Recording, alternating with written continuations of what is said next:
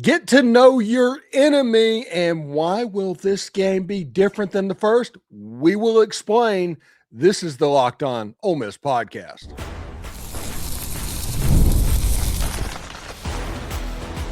You are Locked On Ole Miss, your daily podcast on the Ole Miss Rebels. Part of the Locked On Podcast Network, your team every day. Welcome to the Locked On Ole Miss podcast. I'm your host, Stephen Willis, the most watched Ole Miss podcast out there, a 10-year veteran of the national media with Yahoo Sports. I am, and a former staff member at Ole Miss. On today's show, we're going to bring in an expert on the Georgia Bulldogs and a former Tennessee high school football coach, Corey Burton, who was on staff at Georgia under Mark Richt. We're going to get in the weeds a little bit about football and this game in just a second. We'll talk about how this game could look vastly different than the last game and why people that look at this game as a foregone conclusion is just plain wrong. But first, we're going to talk about this Sugar Bowl matchup and why it's going to look different. All of this and more on today's Locked On Ole Miss podcast. Remember, we're free and available on all the podcast apps and on YouTube. And a special hello to the insiders and everydayers who make this show what it is, your team every day. Today's episode is brought to you by Game Time. Download the Game Time app, create an account, and use the code LOCKEDONCollege for $20 off your first purchase. And with the prices that I've seen for the Sugar Bowl, that $20 is not nothing. All right, so Corey, this game to me, looking at it, I think it's going to look remarkably different than the first matchup. The first matchup was 43-35 or something like that. I expect this one to end up in the 20s. I'm expecting more of a defensive type struggle in this game. Yeah, absolutely. And I think one of the things in the first matchup that I noticed with Georgia is their inability to tackle in space. I mean, they were that first touchdown right out of halftime for Ole Miss was – I mean, it was a beautiful play design where they just isolated the corner and made him tackle in space, and he couldn't. And your boy just took it down the sidelines and scored. But, I mean, it's just overall defensively, I think they're going to have a better plan starting out. Georgia, throughout the course of the season, has been better starting games than they were at the first half of the season. So, it's going to be a little bit more difficult for Trinidad to really get some footing because this Georgia defense is very, very comfortable now. Yeah, I think one of the interesting things in this game, whenever you look at the matchups for the Ole Miss Rebels and the Georgia Bulldogs, is going to be Daquan Wright. Mm-hmm. And that is because you want those linebackers to have to worry about covering. And Daquan Wright's a really good wide receiver because with the fact that you have to spy Trinidad Chambliss, you have to do that. That is going to put even a little bit more pressure on that linebacker group, and that'll make it to where outside wide receivers, the whole defense could get unlocked because of how the linebackers don't really know what to do. Absolutely. And they're the biggest thing is putting them in conflict because they're so run centric and they love bringing pressure. I think that's going to really throw a wrench into things when you put in Daquan Wright around the different formations and things where you're putting him in different spots and you're forcing linebackers to walk out on him. Maybe an extra safety has to come into the box. And now Kewan Lacy has a better run fit. The offensive line can block the run a little bit better and they can get that going. You're going to force these corners and these safeties and these nickels to really cover one-on-one and cover a lot of space, which didn't go so well for them the first time around. But yeah, it opens up a lot of things for Ole Miss if they can get Daquan Wright going. I mean, there's some great play designs with him that can really put him into space and create some conflict for those linebackers. And that's the biggest thing for Ole Miss's offense. And that'll be the biggest frustration point for this Georgia defense is trying to figure out what they're going to do with Daquan Wright. Now, I have a question for you, Corey. And, not necessarily X's and O's, but I've heard that the last month of the season, Georgia has looked completely different than they did the rest of the year and all that. All the talking points are there. And then you look at who they played, and you had a home game in all of them. They were all played in the state of Georgia, and I'm not counting the Georgia Tech game because there's probably more red there than gold. They're always typically. Yeah. But you gave up 10 points or less in all four of those games, and Texas can score points, but this is the same offense that was shut down by Kentucky. You played Charlotte in there. Is it the fact that Georgia's defense is a more improved unit, or the fact that they just didn't play anybody? You could say that about Georgia Tech. You say that about Charlotte, but you go up against Texas's offense, which they had a lot of potential. They're just not very consistent.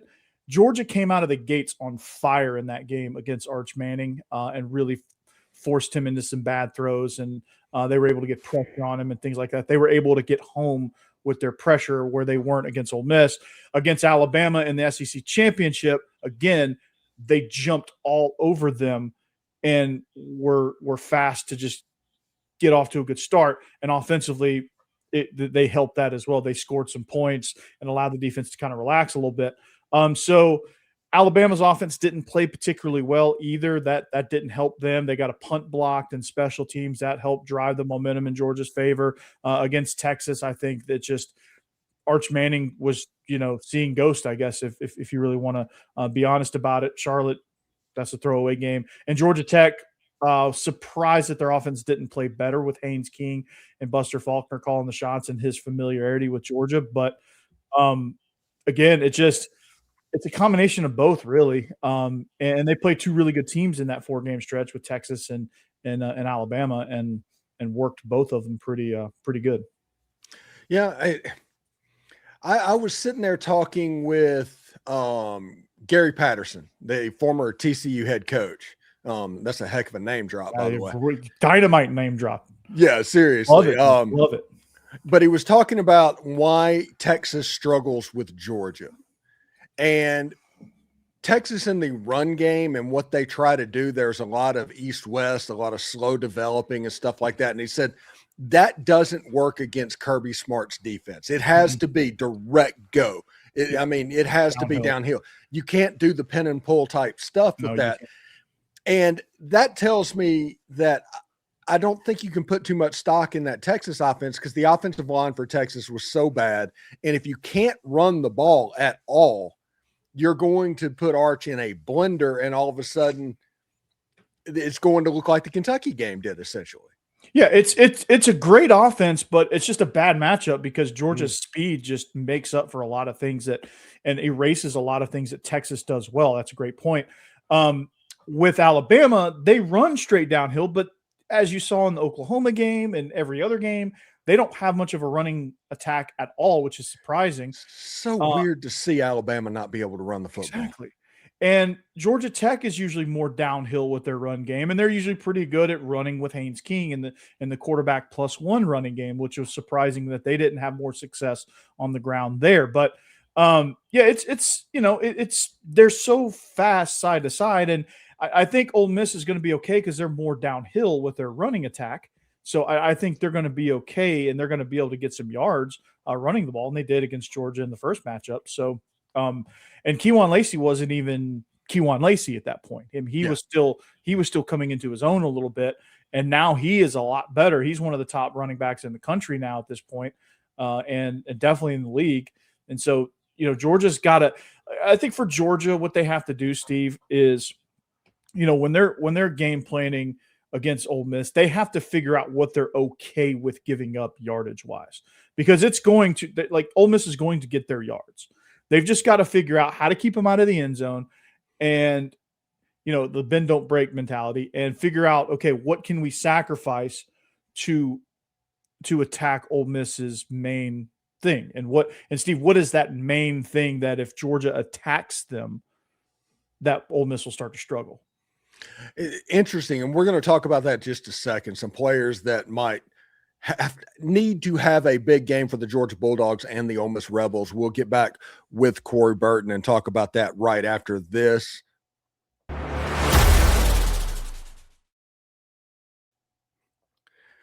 All right, there's nothing like college football season, tailgates, packed stadiums, and being right there in the middle of it all. The energy, the bands, the moments you remember forever, but actually getting tickets, well, that part used to be frustrating with long queues, logins, and prices jumping at checkout. That is why Game Time gives the advantage back to fans. It's the easiest way to unlock amazing college football tickets and experience in just a few taps. I opened the Game Time app to look at some upcoming college football games, such as the Sugar Bowl, and I was surprised at how fast I was able to find some great seats. The app is incredibly easy to use. I went from browsing to buying tickets in just minutes. Take the guesswork out of buying college football tickets with Game Time. Download the Game Time app, create an account, and use the code LOCKEDONCollege for $20 off your first purchase. Terms apply. Again, that's code LOCKEDONCOLLEGE for $20 off. Download Game Time today. Download the Game Time app today.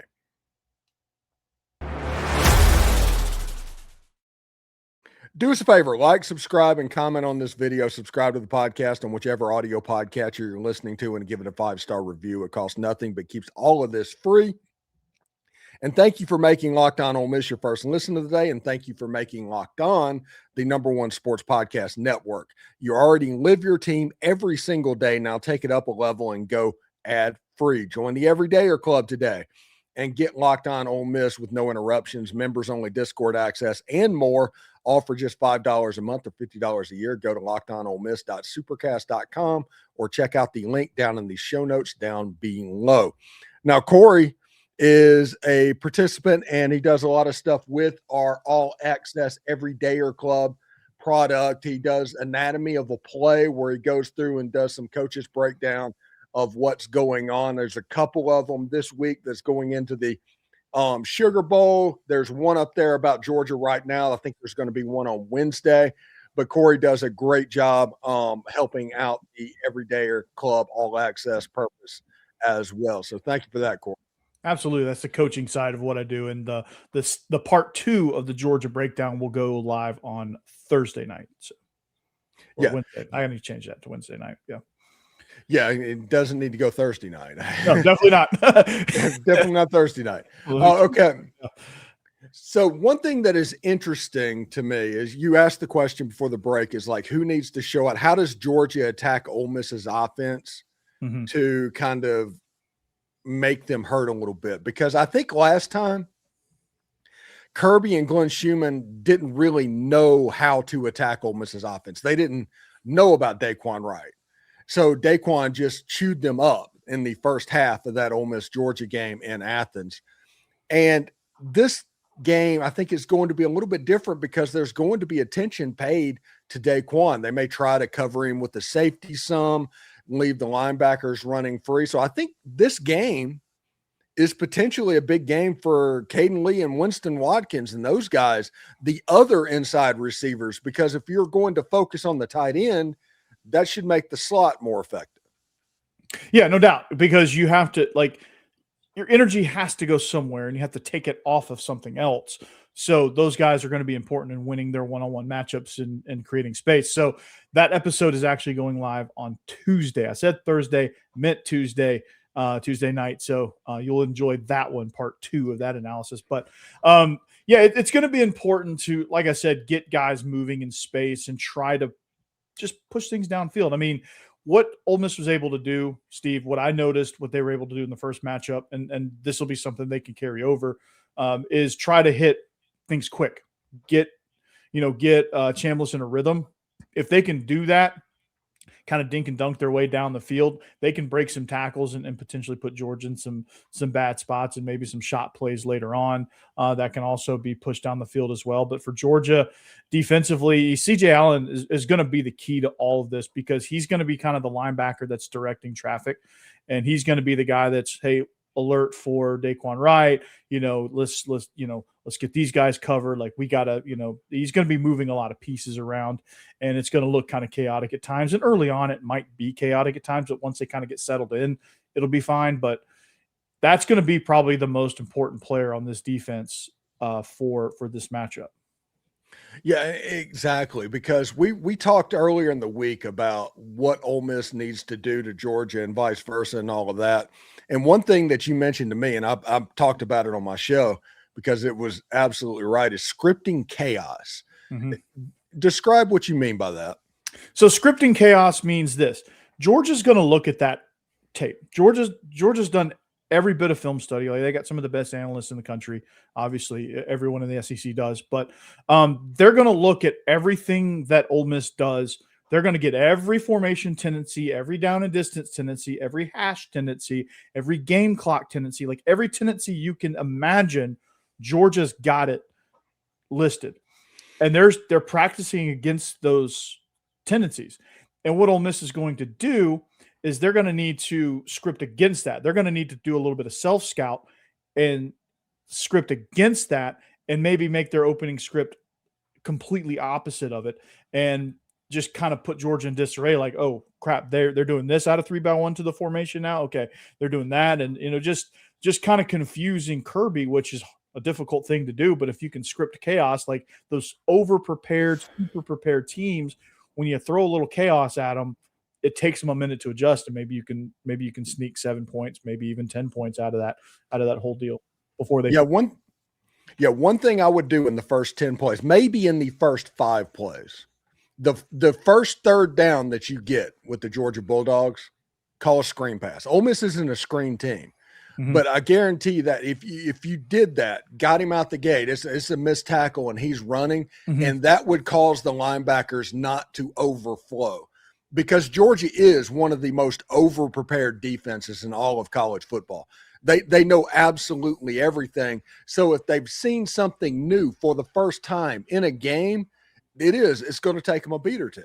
I would script an off tackle screen at that too, because they're gonna bring heat on that first third down, especially if it's 3rd and 5 or longer. You're gonna get some heat there, and I would script that to see kind of how they react. I mean, the linebackers might sit back on it and react to it, and it may get stuff for no gain, but you could also, like, there's a chance that those guys are blitzing and they're in like a cover 0 type blitz, and that running back could pop out there, catch that screen, and he's got space for days.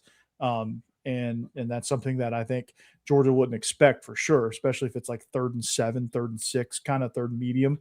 That would be something that would be a good call, because they're not expecting screen. Like 3rd and a mile, screen would be a terrible call. But 3rd and like 5 or 6, I think screen would be a great call.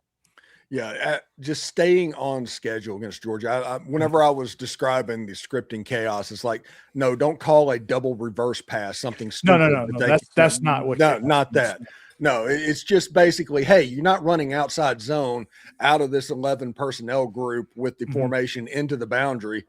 Run the outside zone. Just something that you already do, but it'll look a little bit differently. Yeah, just different motions, different things on it to give that window dressing of, oh, we haven't seen this yet, and Georgia's going to adjust to it. They will. They always do.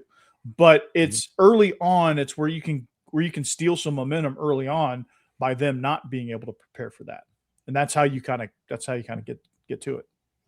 How well is Georgia going to travel to New Orleans, since they just went last year? I know it's the playoffs and all of that, but Georgia travels everywhere, but it doesn't matter. They're going to travel. I would say no worse than, I mean, my prediction's 50-50 at the very worst. I know a lot of Ole Miss fans are going to travel to that as well, and it's going to be tough to get an advantage in that stadium. But I think they'll get as close to 50% as they can. There'll be a lot of Dog fans down there, even if they don't go to the game necessarily. They love to travel. I mean, they took over Notre Dame Stadium. They've taken over the Rose Bowl. I mean, everywhere they go, it seems like they can just kind of take it over. So they're going to at least try. I don't know if they'll be successful this time around, because Ole Miss is, the whole circumstances around this game for Ole Miss. But they will travel. They will travel well. Yeah, we always joke with the 3 largest cities in Mississippi, and it's New Orleans, Mobile, and Memphis. Yeah. So yeah. That people love going down to New Orleans. That's a special place to Ole Miss fans, because of everything goes on. So it should be Texas Tech, a very festive atmosphere, honestly. Oh, for sure. I mean, the Sugar Bowl's always a lot of fun. I mean, I've been to 2 of them myself, and it's just, everything around it is just fun for fans. Everyone likes to crowd on Bourbon Street. There's a casino there. There's all kind of stuff to do in New Orleans that can be fun. Yeah, should be pretty interesting. All right, when we come back, we will talk path to victories and give our score predictions. This is the Locked On Ole Miss podcast. Stick around. Fridays already feel different during the basketball season, and FanDuel is making them even better. Every Friday night before the games tip off, FanDuel gives fans new ways to kick off the weekend with NBA Happy Hour. NBA Happy Hour is your official pregame, a limited time window where special offers drop right inside the FanDuel app before the action starts. Fridays from 6 to 7:30 Eastern have become appointment viewing with NBA Happy Hour. Opening the FanDuel app during Happy Hour always brings something new: boost, bonuses, surprises.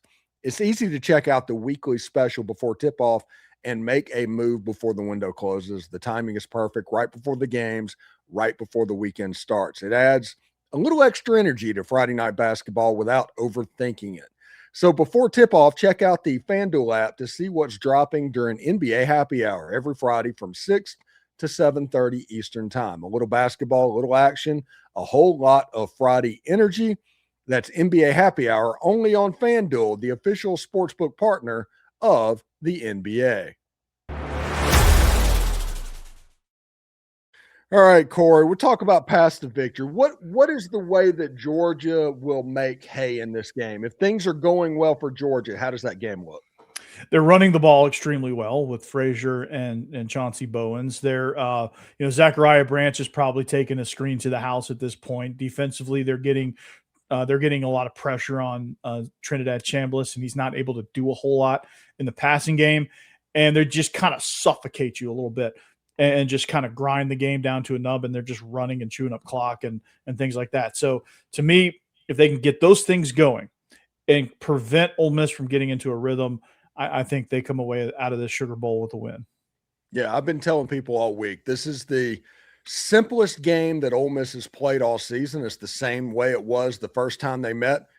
This is 100% predicated on Georgia running the football. Mm-hmm. Yeah, if you can keep them to 150 yards or less, it doesn't even have to be a shutdown performance, just 150 yards or less, Ole Miss has a very, very good shot to win the game. If it looks like last time where they ran for 230 yards and they could do whatever, that opens up the tight ends, Lawson Lucky, and all those guys are running free. Yeah. Gunner Stockton can get comfortable in the back because they're basically you're just unlocked defensively. It all comes down to stopping the run. Now, I do think that Georgia is going to see a different Ole Miss team in this game. Mm-hmm. Yeah. This is a motivated team. Ole Miss had 5 sacks going to that Georgia game. They were doing the drop 8 thing in all the games, and that took apart LSU and all that, but that was not good enough to take apart Georgia because Georgia can run against an 8-man coverage and supposedly run you out of it, but Ole Miss didn't get at it for whatever reason. After that game, Ole Miss started going to more even fronts. They started putting their pass rushers on the field. So they had 5 sacks going into the Georgia game. After the Georgia game, they had 20 sacks. So this Ole Miss defense is a little bit of a different animal than what Georgia saw the first time. And this Ole Miss front 7 goes in this game a little bit pissed off because of what happened the first time. Yeah, absolutely. And it's definitely going to be a different Georgia team. It's going to be a different Ole Miss team, a team that Georgia was able to bully up front. Like you said, they're not going to be able to do that as easily. They're going to have to use Lawson Lucky. They're going to have to use Branch and everybody around, all the supporting cast, to kind of reopen the run game a little bit. So that's going to be difficult for Georgia to do. And for Ole Miss, if they can keep them out of rhythm, like you said, it doesn't have to be shut down. It just has to be clunky enough to where Georgia can't really get any good footing, and Ole Miss needs to pounce on that once that happens. Yeah, I think Pete Golden said it's very important to get Georgia into 3rd and long, and then when it gets 3rd and long, make a stop. Because Gunner Stockton's he is a really good quarterback at 3rd and 5 or less. I mean, he's really good. But if it's 3rd and 8, 3rd and 10, he's an average SEC quarterback. He can make the throws. He can do what needs to happen. But whenever he's breaking down the defense, he can struggle. So get them into 3rd and long and get off the field, right? Yeah, absolutely. I mean, he's that play sheet for Mike Bobo goes way down when it goes like 3rd and 7 or more. The plays that he selects go. I mean, it just almost feels like his brain goes into a scrambler when that happens. But just get off the field if you can. Get a couple of takeaways if you can. I think if you get a takeaway or two, that'll really shift some things. And then, of course, the kicking game is always important. If you can steal a possession here or there, if you can get a good return and flip field position for a little while, like those are things that you can do. Little things that you can do, simple things you can do against Georgia that really add up. Because it's a simple game in nature. It's not going to be easy to execute. But it is simple. Yeah, and Zach Branch is going to be a legit threat this whole game, as are the Ole Miss wide receivers, because the Superdome is a fast track, and that definitely benefits those guys. All right, what's your prediction for the ball game, bud? I'm gonna say Georgia 24, Ole Miss 20. Okay. Georgia 24, Ole Miss 20. I am at Ole Miss 27, Georgia 21. Okay. But either way, I think it's going to be a tight. I mean, every team that's playing in the quarterfinals of the college football playoff is a very good team. And everybody thinks they're going to win the game. But I think it's going to be a cagey game. It's going to come down to playing clean, turnovers, stuff like that is going to be the deciding factor in this football game. Now, Steve, I haven't looked at the line recently. At one point, it was Georgia minus 7.5. Is it still there? I haven't looked at it in a while. It's gone down. Right now, it's at minus 6.5. Yeah, I would like if I'm picking from a betting perspective, that would mean take Ole Miss and the points, and take the under too. I think it's gonna hit right at the under. Yeah, I feel like the under feels like a fairly safe game. Yeah, I think the under is pretty safe. Yeah, and one thing that's interesting that nobody's talking about is Kirby Smart and Pete Golding, the two longest serving defensive coordinators under Nick Saban, playing in the playoffs. So yeah, there you go. Yeah, everybody's surprised at how Pete Golding has started his reign. Is like, well, he did spend 5.5 years at Alabama working for the GOAT. He's seen it operate at a very high level. Yeah, and the key to that, and what Kirby's been able to do on that point, and I think Pete Golding will do the same thing, is you don't try to recreate Nick Saban. You try to create yourself with those principles, with what fits you. And I think Pete Golding is smart enough to do that. And I think that's why he could ultimately be successful at Ole Miss in the long run, which I know you guys are fired up that he became y'all's permanent coach. I know the players were. Like that was that whole situation. I'm sure the relief is there, and you're like, okay, we finally got somebody that we feel good about. So that's a good thing there. And I think that's what Pete Golding is going to do just with his tenure overall, is he's going to be himself, and he's going to manage the program like he's learned. All right. Corey Burton, host of Locked On Vandy, but worked at Georgia under Mark Richt. He's pretty much an expert on that. And he also is a former high school coach in the state of Tennessee. So thank you for stopping by, Corey. Absolutely. And we'll talk to you next time, bud. Yeah. All right. Thanks for tuning in today to Locked On Ole Miss. We'll continue to talk about this Sugar Bowl. Make sure you subscribe and follow the show so you'll get all the latest episodes. We're on all the social channels, so check those out as well. Did Locked On Ole Miss make your Spotify Wrapped? Prove it on social media to secure a free month of our brand new Everydayer Club. Corey's a part of our Everydayer Club. Just tag our National Locked On Podcast Network on any social platform, and we'll drop you the code. Be one of the first to join the Everydayer Club to get your favorite show ad-free and exclusive access to the members-only Discord. For those of you on video, we'll send you to the first ever 24/7 National Locked On Podcast Network YouTube channel. On audio, make sure you check out a second listen. Locked On College Football, Locked On SEC, Locked On Vandy. Check those out as well. So, hotty toddy, the biggest game in Ole Miss football history is right around the corner. And I, for one, can't wait for it. Hotty toddy, everybody.